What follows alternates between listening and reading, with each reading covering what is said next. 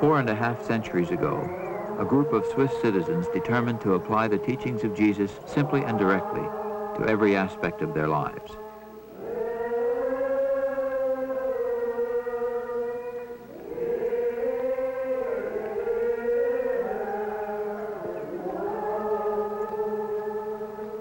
Because they would no longer fight or take an oath, and made membership in the church a matter of adult free will, they were considered dangerous utopian heretics. Many of their leaders were killed off, and they were harassed until most of them left the secluded mountain farms of their native Switzerland. In 1693, the more conservative members became a separate group under the leadership of Jacob Ammon. His followers were then called Amish, and the larger, more liberal group, Mennonites. While the world about them has raced headlong into revolutionary change, the Amish have stubbornly maintained their simple faith and community. No one can speak for the old order Amish but themselves. They have seldom chosen to do so. They distrust many words. Their life is their testimony. At the New Holland, Pennsylvania horse auction, which thrives on their trade, they enjoy a free and friendly mingling with their neighbors. Although their costume keeps them distinct, they're ready to do business with people of the world. They are involved as buyers and sellers and jockeys. Normally, they will not willingly face the camera because they take the 10 Commandments seriously, including the one against making a graven image or likeness. When they talk among themselves, they use the language of their forefathers, a dialect of Switzerland and southern Germany.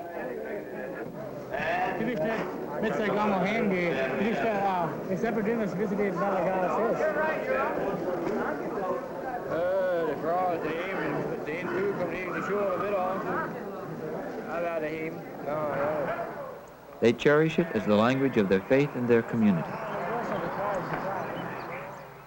In the 20th century, they have grown to some 75,000, scattered through 20 states and provinces.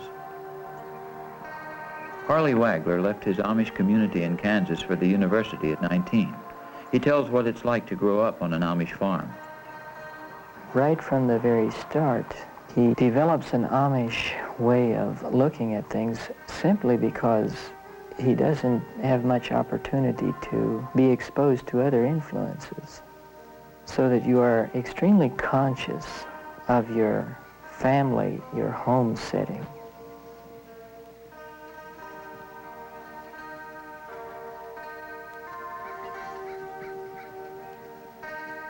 Even in the toys you play with, many of them are homemade or hand-me-downs from your parents or even grandparents.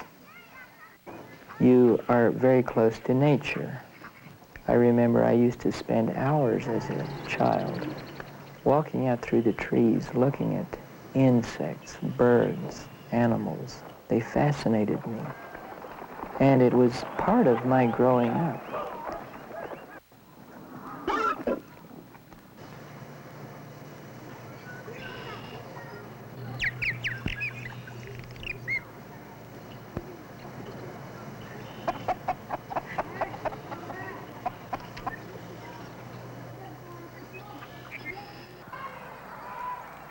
A one-room schoolhouse is all you need to teach reading, writing, and arithmetic, which will fit students to live in their farming community.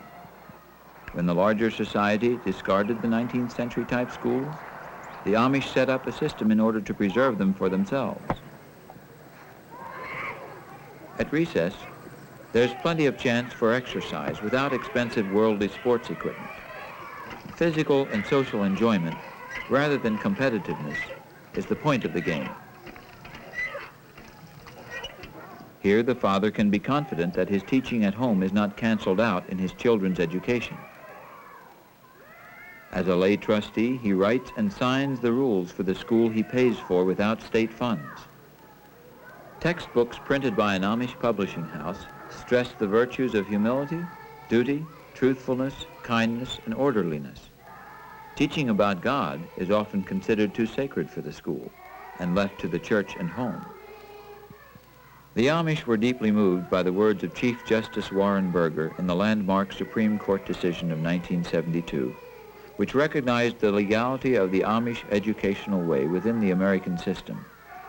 Justice Burger wrote, "There can be no assumption that today's majority is right and the Amish and others like them are wrong. A way of life that is odd or even erratic, but interferes with no rights or interests of others, is not to be condemned because it is different." The teacher is usually a young woman with a grade school education who has shown aptitude in learning. The Amish teach their children 2 languages, generation after generation. It's the parents, rather than the state, who love their children for time and eternity. And they feel a solemn obligation to nurture their children through innocence to the point of marriage and entering the adult community of work and faith. Between the time when parents yield their control over their children's minds and the time the community takes over, the peer group is of extreme importance. 9, 30, 7, 9. Simplicity is prized. The Amish do not expect the world to understand this. Learning or reading as ends in themselves are seen as detrimental, since they do not prepare a person with the practical skills and tastes needed for life in an Amish community. The Amish have been given the right to substitute for the required high school years training in work at home, carefully recorded in a daily journal, which is reviewed by an instructor. By the time Amish children are 14, most of them prefer to leave school for practical, vocational activities. Their families need them economically, and that gives them a sense of worth.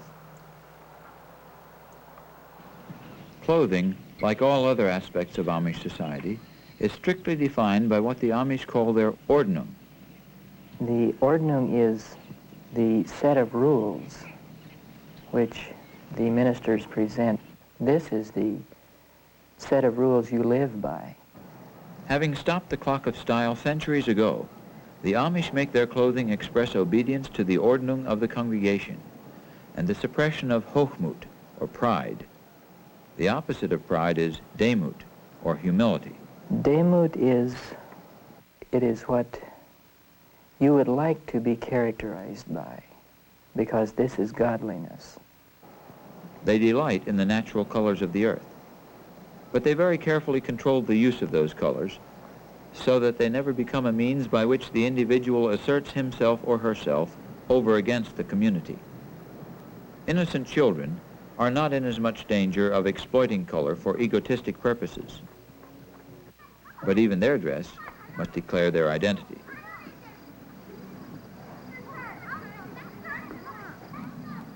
By her later teens, the girl's head is always covered, and she always wears an apron, symbol not only of humility, but readiness for work.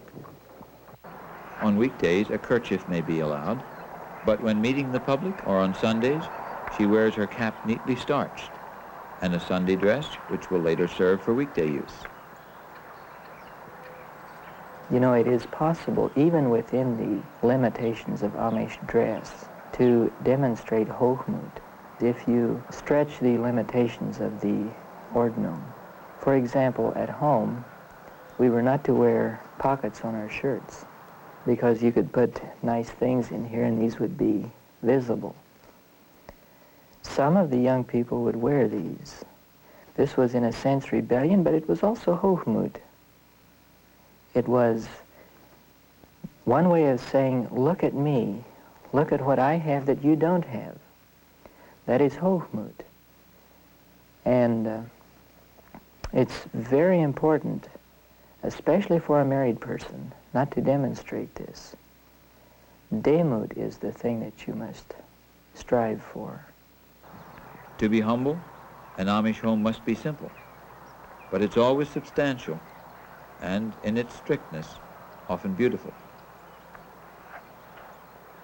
Several generations and sometimes several families live on the same farm. When parents turn over the main work of the farm to sons or sons-in-law, they will move into a smaller section of the house called the dowdy, or grandfather's house. If there is none, one will be built on. An amazing composite architecture evolves, sometimes end-to-end, sometimes clustered like a crazy quilt. Roofs and gables and windows and porches form a pattern that means love for the trans-generational family.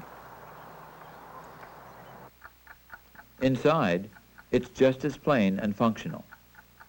There's enough space in the kitchen for it to serve as a combination living and family room.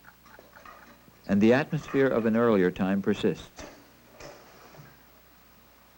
The pressurized gas lamp stays on all evening. It provides plenty of light to visit or read by.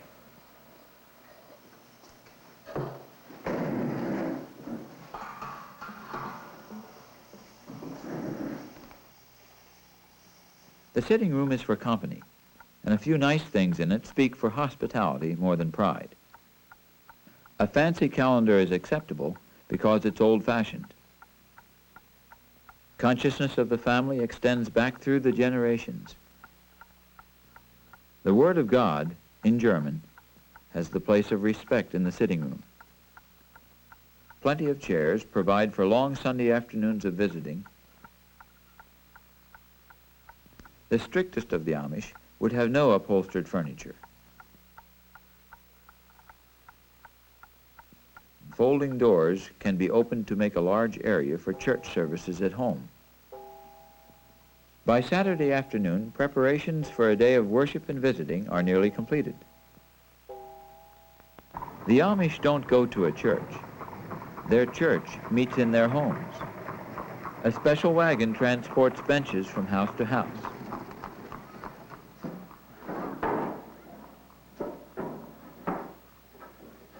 This home has a carriage shop, so chairs are brought out to it from the house. They have no altar or holy place, in keeping with their understanding of the words of Jesus, where 2 or 3 of you have gathered in my name, there I am in the midst of you. Here the congregation will sit for a 4-hour service of singing, preaching, and praying. All ages will attend.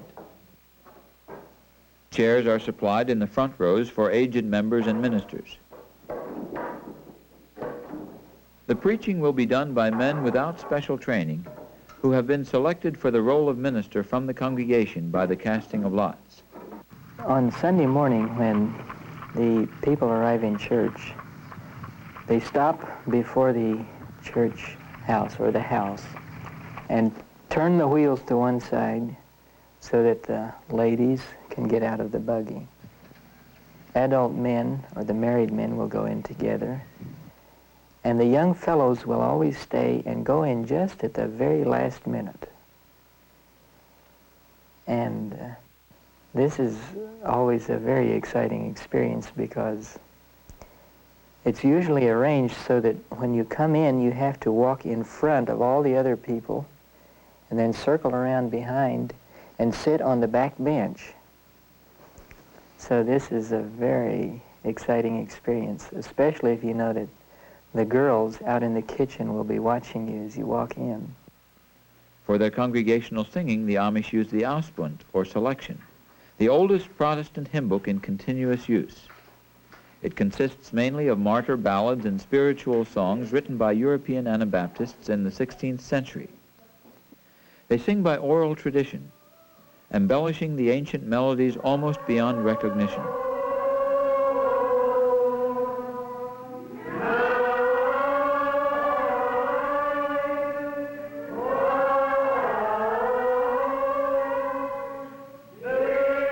Men are in one room and women in the other. And usually the minister stands in the doorway between these 2 rooms so that he can speak to one group and then the other.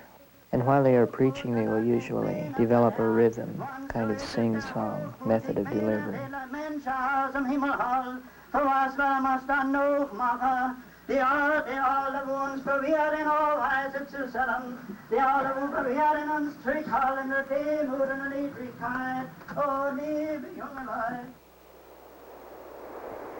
If our electronic civilization should fall, the Amish might be the last to miss it. They have never stopped employing the simple sources of energy that make nature seem like a friend.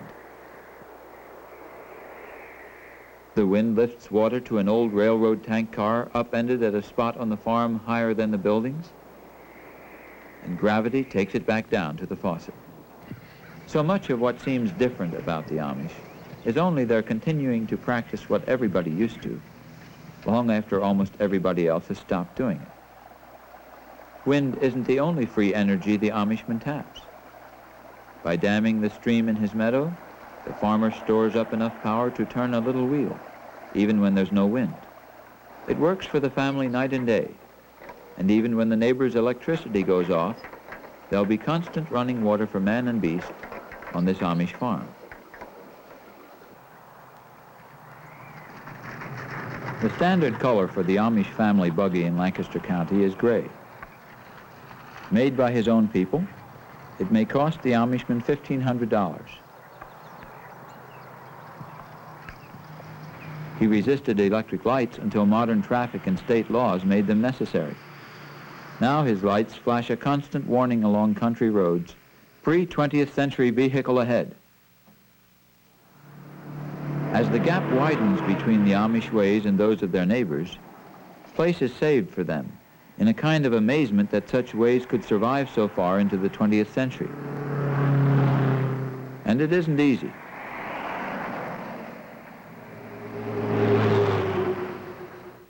The old order Amishman is not yet ready for self-propelled equipment. This, he fears, would set off a chain reaction whereby everybody would follow the principles of efficiency and convenience to the neglect of humility and communal discipline. Still, he doesn't object to the internal combustion engine and places it on horse-drawn equipment without any concern for his neighbor's inability to figure out what seems to be an inconsistency. It makes sense to the Amishman. It simply means that he will not let modern technology run away with his community or his family at its own pace. He'll accept some progress, but he won't sacrifice to progress all contact with the past and its virtues.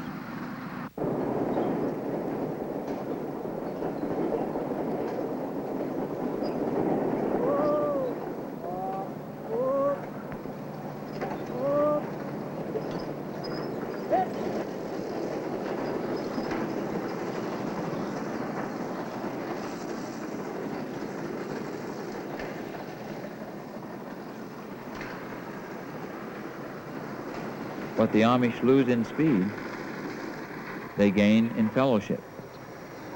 Work, under the right circumstances, is as enjoyable as play.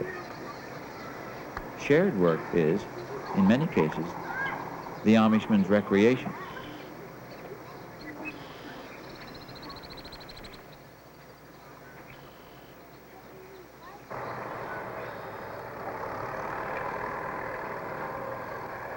By resisting technological change, or at least slowing it down to controllable speed, the Amish also keep their old people from becoming obsolete as fast as the machinery of their youth is outmoded. Maintaining simple ways of farming lessens the distance between the generations. Shared within the family, hard work becomes a seasonal ritual. You've done it before with your parents, and you'll do it again in the same way with your children.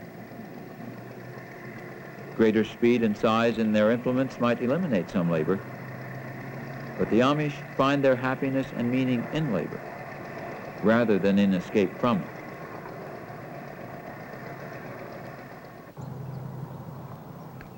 John Fisher, a businessman, grew up in an Amish home in Lancaster County. The child learns to work primarily by imitation.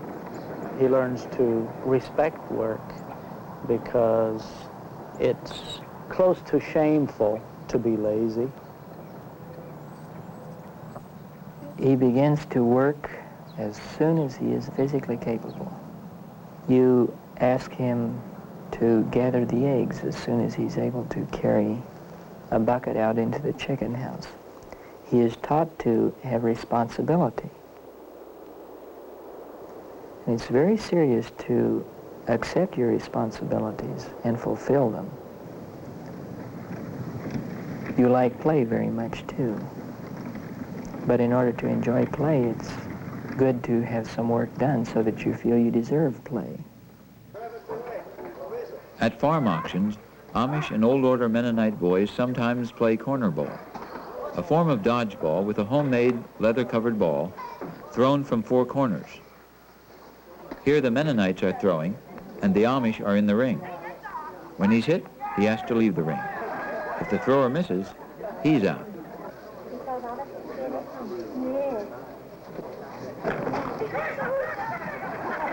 The game will go on most of the day.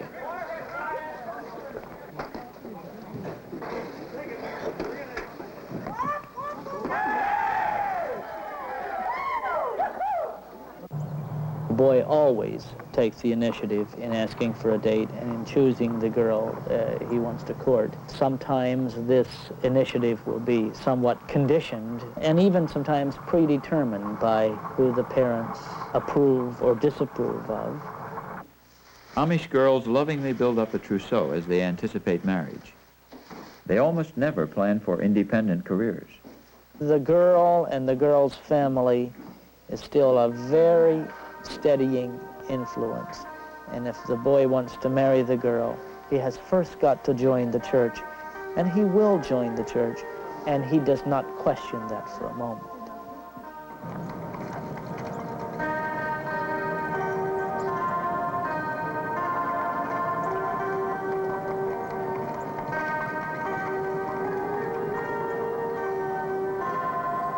I have a good friend in the Old Order Church and happily married. He has a nice Amish wife and 2 children. And they live just as simply as his parents did. He said it's much better to be back on the farm because you are closer to God.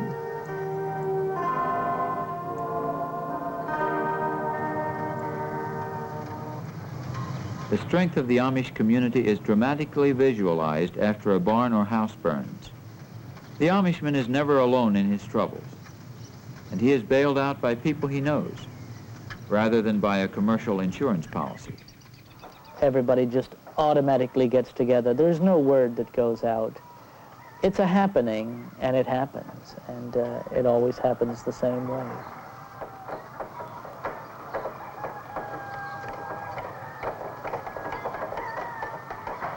At a barn raising, there is always a foreman.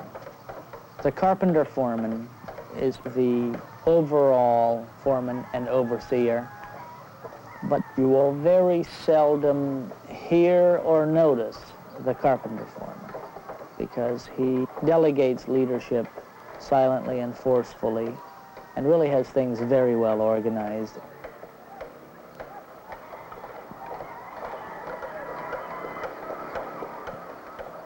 A barn raising is a time of a lot of fraternizing and fellowshipping with one another. They're there because it's a time to get together and do something with the rest of the people.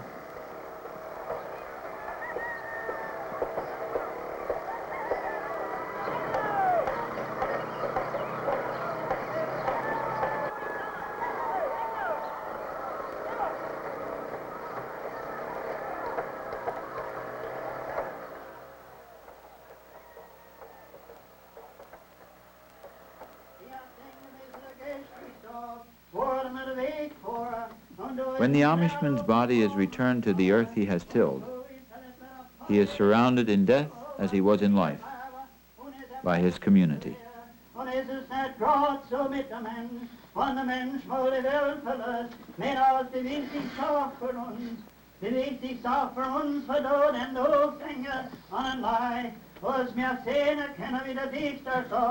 Hier Menschen, lange warst du bist, dann hier was unser Leben ist. Schnell schwindet unsere Lebenszeit, auf Sterben folgt die Ewigkeit, wie wir die Zeit gewandt. Here, man, discover what you are. Learn here what your existence is. How swiftly flees your span of life, from time into eternity.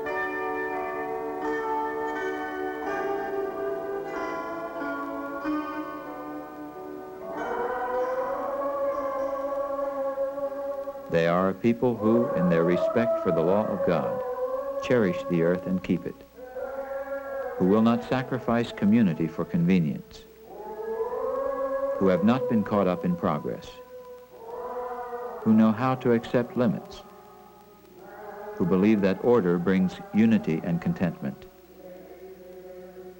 A people who have not yet been able to accept fully the first stages of the Industrial Revolution, though they live in its latter phase.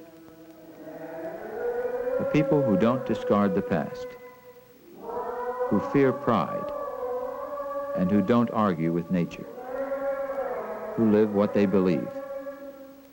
People who are in the world, but not of it. A people of preservation, a people of God.